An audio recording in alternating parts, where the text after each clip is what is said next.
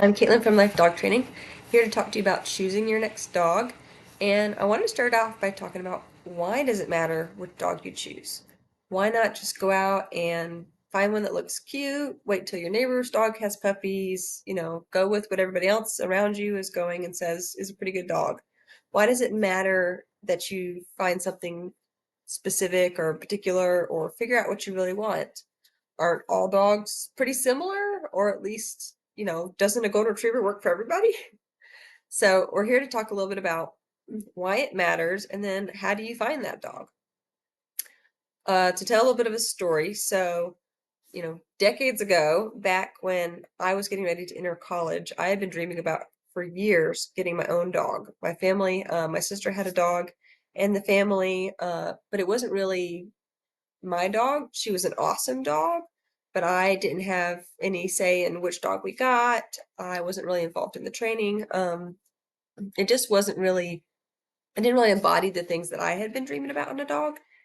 But then I got ready to get my own dog around college, and I ended up with a border collie mix named Mac.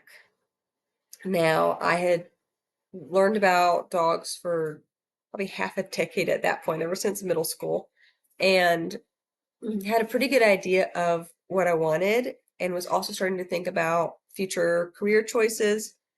At that time, I wanted to be in outdoor ministry. I knew that I was going to be on property with lots of different people around different vehicles. This dog was going to need to be off leash trained. He was going to need to be able to travel with me, to be adaptable. I had met a few dogs that I had watched do this kind of work with their owners, and I wanted something like that. I also found out I liked a good challenge, Lo and behold, I became a dog trainer. So I enjoy training. I am somebody who's pretty intuitive myself, and so I wanted a dog that was relational and that was checked in with me, that would care, what I was saying to it and would listen from a pretty far distance away, especially because I was expecting to be leading ropes courses high up in the air and need a dog who I could give directions down on the ground, like maybe an off-leash stay. So I ended up getting Mac after about a year of looking at different rescues, and I had already done a ridiculous amount of breed research over the years. And even though I didn't end up going into outdoor ministry for that whole time following that, I did end up traveling the country for my husband's work, where we would live in RV parks and extended stay hotels. We did end up doing other types of ministry where we would move around a lot, where we would stay on anything from like a lake peninsula area to maybe a host family's home for a season. And then, yeah, and then once we got married, we settled down. We had kids, needed him to be good with kids. And this dog really was in a lot of different environments over the years, and he traveled in the car a lot as well. And he did amazing because he was really exactly the dog I was looking for. He had come from a situation where an older lady hadn't been able to keep up with his energy, so she was looking to rehome him, but she had loved him really well and taken really good care of him. So he had actually been decently well socialized just because she had paid for him to be part of a doggy daycare, even though she herself maybe didn't have a lot of social experiences for him at her home. He definitely had some quirks we had to work through. He was afraid of slippery floors. He was afraid of basically men who weren't Caucasian, because she was an older Caucasian woman who really didn't get around a lot of people. So he just wasn't familiar. And he had to get used to certain noises. He had a weird fear of flies. Like, he just was kind of a quirky guy. So we worked through a lot of that. And then I would spend 6 days a week, probably 15 to 30 minutes a day, working on training with him because I did not have a farm. And with a pretty good amount of border collie being in him, I learned through some breed research that if I couldn't give him a farm, what I mostly needed to give him was mental stimulation. So we did. We practiced training in addition to our regular exercise, and that actually worked pretty good for him. He was probably not the highest drive border collie or border collie mix you had ever met, but he could get himself into trouble. He had a tendency to be a bit obsessive compulsive. And my dad had I was living at home at the time for college, and had a laser pointer that it was almost shaped like a little handheld kind of gun. It was for measuring distances to the wall. And you would push that little trigger and it would shoot the thing to the wall and then it would read it. And I was new to dog training, so I didn't know about laser pointers and the fact that they're really not good for dogs, especially herding breeds who do tend to get obsessed. And he learned how to open up drawers in order to get this thing out and figured out how to bite it in order to turn it on just so he could see that little red dot. So we had to hide it in a closet in a top drawer where you couldn't access it. And it took him a long time to stop obsessing about it. So he had some quirks we had to work through, and he was a good challenge for me to get started on dog training. He ended up learning over 100 commands. He was extremely adaptable. We had standing offers to take him if ever we were to need to rehome him from multiple people. I had a lot of people say that they would start sentences out like, I don't normally like dogs, but, and they would always be something about how, Mac had won them over kind of thing, and how they really liked him, and he was kind of making them reconsider dogs and what they thought of dogs. So even though he was a dog who's a lot more work than what I would recommend to everybody, because he was what I really wanted and because he was what was going to fit into my life, I was okay with putting in that work. And I actually followed through with it and did put in that work. And then that resulted in the combination of picking the right dog and putting in that work to help him become what I knew he could be. That resulted in a dog who really could do those things, and I really loved having with me, and I would bring on all my adventures with me. I mean, he'd gone paddleboarding with me. All those locations that I had said. He was welcome at just about any friend's home. He was easy to travel with. I could take him, to a kids event. Once we had kids later on, I could take him, like I said, over to a friend's house. I could, not that I always advocate doing this, but he could go to a dog park and he was fine because he had the social skills to handle that. And backpacking, camping, the whole nine yards. And so it was more than just having a dog at home who feels like extra piece of furniture that you're having to pay to feed. I know a lot of people's dogs, if we're being honest, feel like that. I've had other small pets that they poop a lot when you get them out, and so we don't give them a whole lot of attention, unfortunately, and it feels more like that. But I don't want my dog to be that way. And honestly, I don't want to get invested in any more pets who are going to be that way. I want to have pets that I can enjoy and who can be part of my life, and that I'm actually going to give the attention that they need to, and it's going to feel worth it to have them.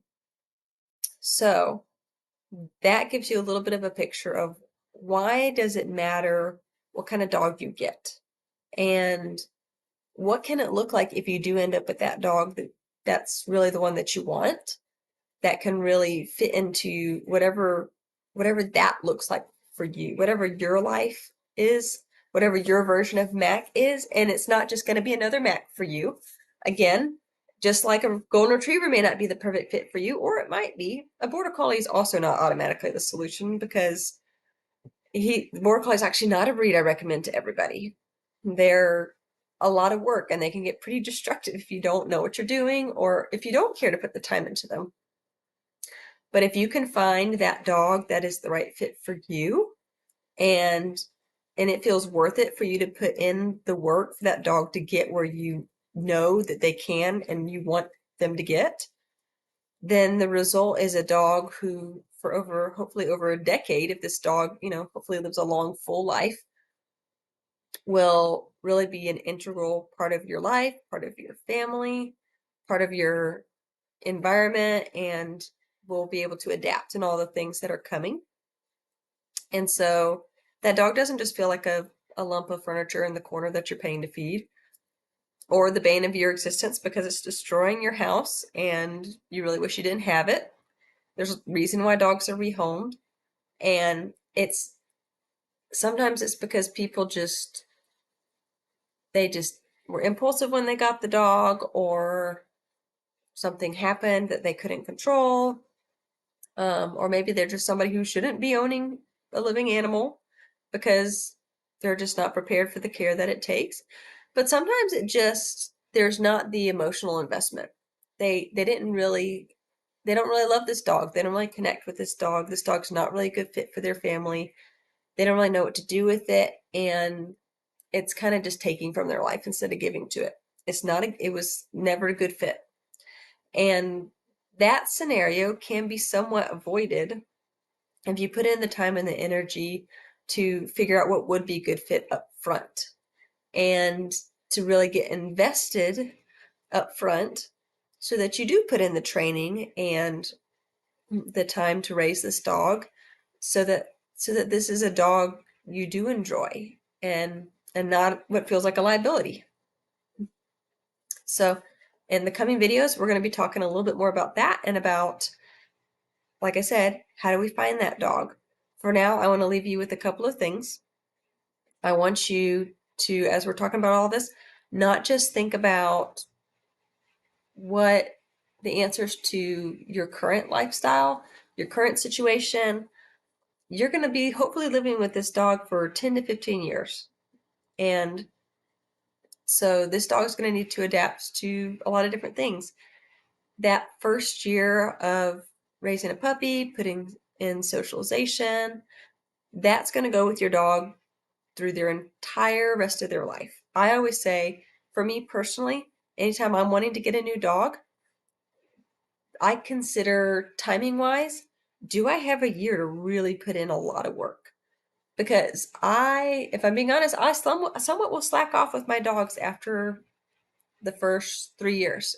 And I definitely will put in less work after that first year.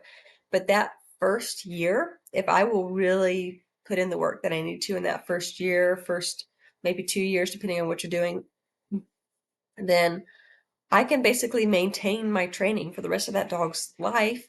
And then if I decide there's something new I want to teach, or we want to increase some skills, or we need to brush up every once in a while, we could do that. But my current dog, I've got a retriever, I've got little kids. She's phenomenal with little kids. She's phenomenal with other dogs and puppies. She's adaptable, she's sweet, she's off-leash trained, and she has grown up mostly in a stage of life where I have little kids. So she really hasn't gotten the level of training that that previous border collie got, because I was in college when I got him. I have little kids now. But because I put in that time up front, which was really heavy on socialization, because I knew I was going to have kids at some point during her life, she got what she needed in terms of that adaptability. And because I put in that off-leash training up front, when the kids leave our fence gate open, which I'm embarrassed to say does happen, the dog is more loyal to stay close to the house than sometimes the kids even are.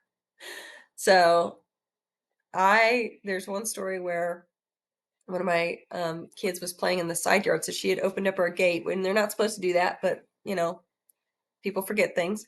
So she had opened up the gate, forgotten to close it behind her, and I'm in the kitchen, peeking out at the windows at the kids, not realizing that she hadn't closed the gate as she went through, and I'm watching her from the side yard. And I look out the other window that faces our front porch instead of just like the window that faces the side yard. And I look, and there is my retriever sitting on the front porch, waiting to come inside at the door. And it's like, how is my retriever on my front porch? She's usually on the opposite side of the yard where the fence is, was hanging out with the kids earlier. So I opened the door and I let her in, and it's like, oh, hello, River. Good dog. You did not run away. You stayed close to home. And so we have things like that, if we're being honest, where I'm not always the perfect pet parent, and real life happens. But I put in that time up front, so my dog is now fully off leash trained, so she knows where the boundaries are, and she sticks close to home. And when someone lets her out of the gate, instead of bolting, she wants to be close to me. And so she comes and she sits by the door and waits to be let back inside, or stays with the kids to make sure they're doing okay. And that's the kind of dog that I want when I have little kids, is a dog who will stay with the kids or stay close to home, not a dog that I'm having to chase up and down the streets because somebody made a mistake and let the dog out. And I certainly don't want a dog who's trying to escape all the time. I work with clients, and there are dogs who do that. And we work through that. That may be a separate video where we talk about what do you do if you have a dog who's trying to do that, because that is a real issue. But I want to put in that training up front so that I'm not constantly having to worry about a dog trying to escape from me and chase the dog down the street in a season where I have little kids.